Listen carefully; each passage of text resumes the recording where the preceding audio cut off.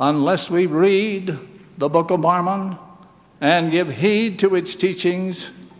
The Lord has stated in the 84th section of the Doctrine and Covenants that the whole church is under condemnation, and this condemnation resteth upon the children of Zion, even all. The Lord continues, and they shall remain under this condemnation until they repent and remember the new covenant, even the Book of Mormon, and the former commandments which I have given them, not only to say, but to do, according to that which I have written. Now we not only need to say more, but the Book of Mormon, but we need to do more with it. Why? The Lord answers, that they may bring forth fruit, meet for their Father's kingdom. Otherwise there remaineth a scourge and a judgment to be poured out upon the children of Zion. We have felt that scourge and judgment. The prophet Joseph said that the Book of Mormon was the most correct of any book on earth and the keystone of our religion. And a man would get nearer to God by abiding by its precepts than any other book. The Book of Mormon has not been, nor is it yet, the center of our personal study, family teaching, preaching, and missionary work. Of this we must repent. I do not know of a man living today who has been more true to the Book of Mormon than President Marion G. Romney.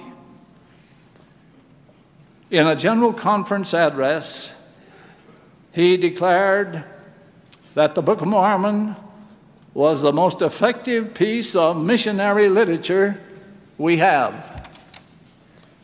He quoted the Doctrine and Covenants, which states that the Book of Mormon and the Holy Scriptures are given of me for your instruction, and that the elders, priests, and teachers of this church shall teach the principles of my gospel, which are in the Bible and the Book of Mormon.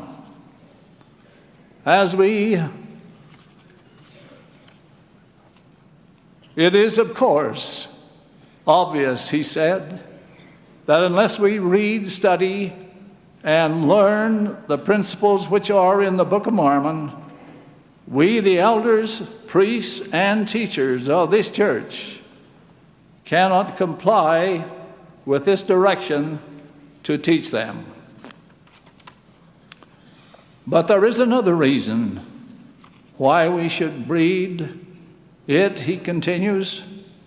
By doing so, we will fill and refresh our minds with a constant flow of that water which Jesus said would be in us, a well of water springing up into everlasting life.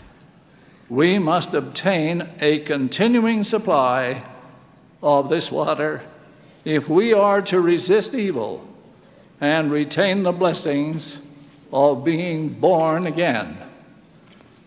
If we would avoid adopting the evils of the world, we must pursue a course which will daily feed our minds with and call them back to the things of the Spirit.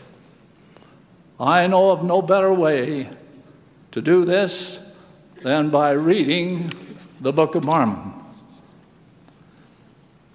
And then he concludes, and so I counsel you My beloved brethren and sisters and friends everywhere, to make reading in the Book of Mormon a few minutes each day a lifelong practice.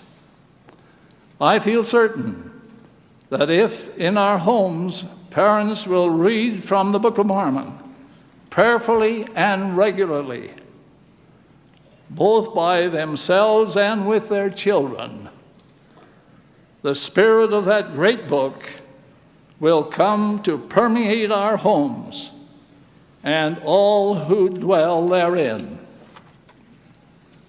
The spirit of reverence will increase. Mutual respect and consideration for each other will grow.